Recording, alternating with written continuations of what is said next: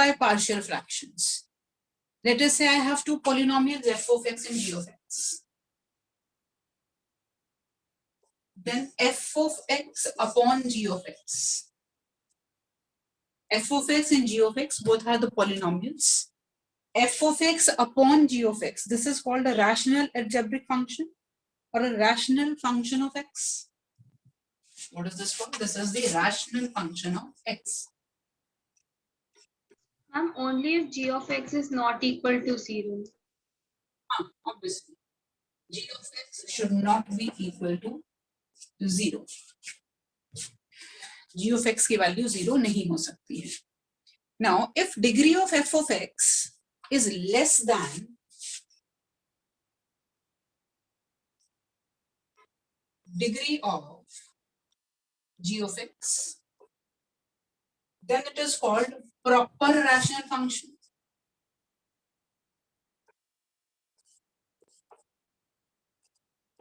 जैसे हम proper fraction और इम्प्रॉपर फ्रैक्शन की बात करते हैं, तो प्रॉपर फ्रैक्शन में हम कहते हैं numerator should be less than the denominator. Here I am saying the degree of numerator should be less than the degree of denominator. Then that is called a proper rational function. But if degree of f of x is greater than or equal to degree of g of x, then it is called improper rational function.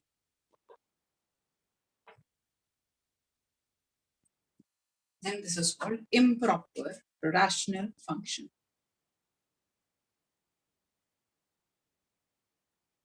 Now, हमने ये पढ़ा कि अगर degree of numerator ज्यादा होती है degree of denominator से, तो पहला स्टेप या इक्वल हो तब भी पहला स्टेप हम क्या करते हैं? डिवीजन का. डिवीजन करने के बाद हम इस रैशनल फंक्शन को प्रॉपर रैशनल फंक्शन में कन्वर्ट करेंगे. And then those proper rational functions they are converted into partial fractions. They are converted into partial fractions. इसका मतलब अगर मुझे किसी भी algebraic function को convert करना है partial fractions में, तो मेरी basic need क्या होगी कि degree of numerator should be less than degree of denominator. तभी उस एक्सप्रेशन के पार्शियल फ्रैक्शंस बन सकते हैं, अदरवाइज उसके पार्शियल फ्रैक्शंस नहीं बन सकते.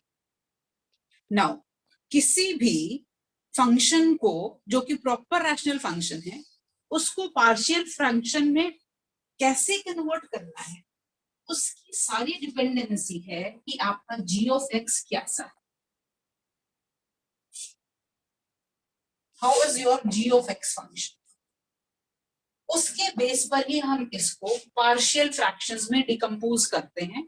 एंड व्हेन आई से पार्शियल फ्रैक्शंस, आई मीन कि हमने पहले भी +1 में यूज किया था सीक्वेंस एंड सीरीज में, स्पेशल सीक्वेंसेस में हमने इस तरह के क्वेश्चंस में यूज किया था. If you remember 1/1 into 2, 2 into 3, 3 into 4, इसकी एनएस लिखी थी और फिर हमने इसके पार्शियल फ्रैक्शन बना करके आगे इसको सिंप्लीफाई. अगर थोड़ी सी कुछ बात आपको याद, तो मेरे पास पार्शियल फ्रैक्शन में कन्वर्जन जो है, that all depends upon how my g of x is. First case 1 I take when g of x is expressible as the, when g of x is expressible as the product of non-repeating linear factors. Expressible as the product of non-repeating linear factors. Numerator कैसा भी हो, but degree छोटी होनी चाहिए as compare to denominator. And denominator में पहला case क्या ले लिया हमने कि g of x हम एक्सप्रेस कर सकते हैं कैसे, as a product of non repeating linear factors. अब ऐसी सिचुएशन में कन्वर्जन कैसे होगी, this is what I have to see. Let us से मेरे पास एक्सप्रेशन है 3x plus 2 upon x minus 1, x minus 2, x minus 3. And I want to integrate. अगर तो ये लीनियर अपॉन क्वाड्रेटिक, नीचे दो ही फैक्टर होते फिर तो हम लीनियर अपॉन क्वाड्रेटिक वाला मेथड हमें मालूम है, वो लगा करके हम कर सकते। अब नीचे का फंक्शन बन गया है cubic, and that cubic is expressible as the product of non-repeating linear factors. So मेरा पहला काम है, मैं इस अपने प्रॉपर रैशनल फंक्शन को पार्शियल फ्रैक्शंस में डिकम्पोज करूंगी। कैसे करूंगी? 3x plus 2 upon x minus 1 into x minus 2 into x minus 3 is a upon x minus 1 plus b upon x minus 2 plus c upon x minus 3. It means मैं इस function को इस format में लिखना चाहती हूँ, where a, b, c are constants.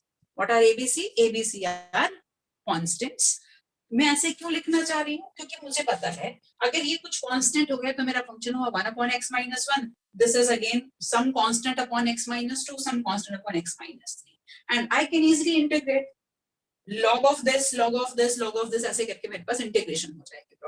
So मेरा purpose क्या है? My target now is to find out the values of a, b and c, and that process of getting a, b, c and expressing this in terms of this is called decomposition into partial fractions, or making the partial fraction of a rational, proper rational function. Now let us see how to get the values of a, b and c.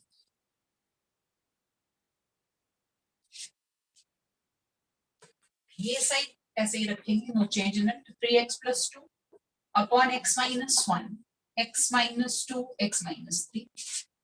यहां पर हमने ले लिया LCM, x minus 1, x minus 2, x minus 3. Now I'll get a into x minus 2, x minus 3 plus b into x minus 1, x minus 3 plus c into x minus 1, x minus 2.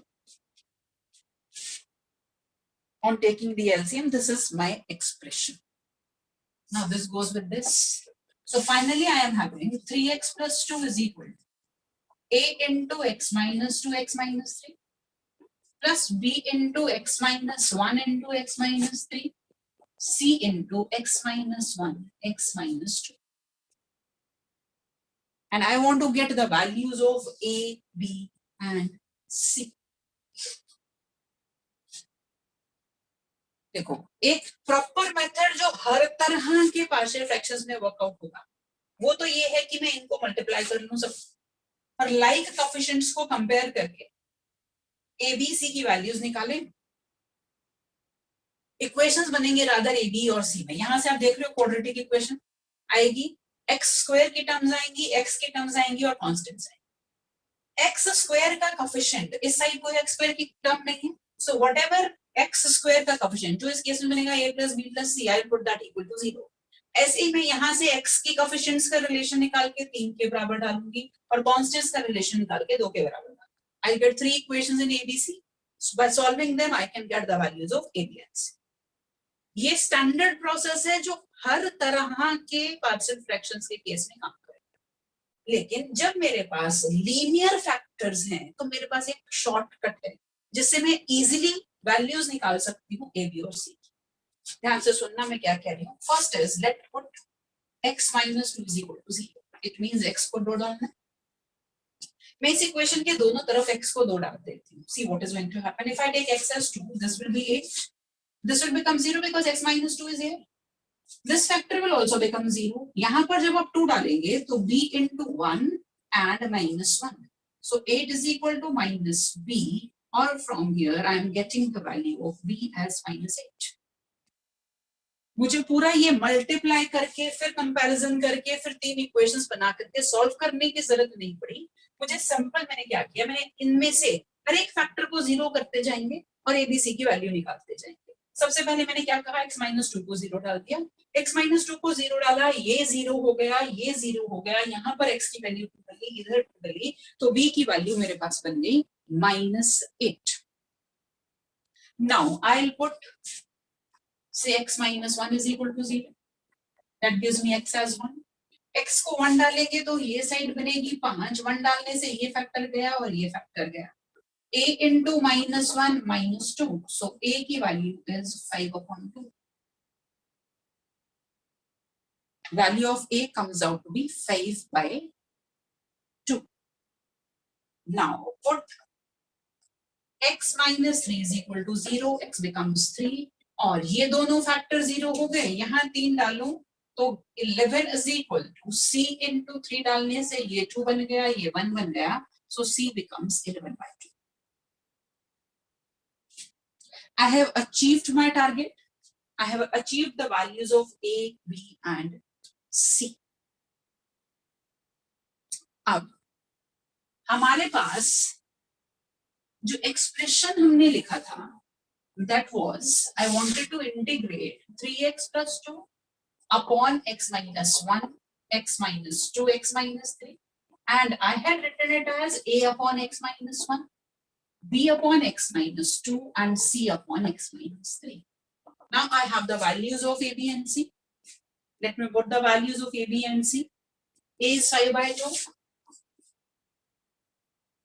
b is minus 8, and c is 11/2.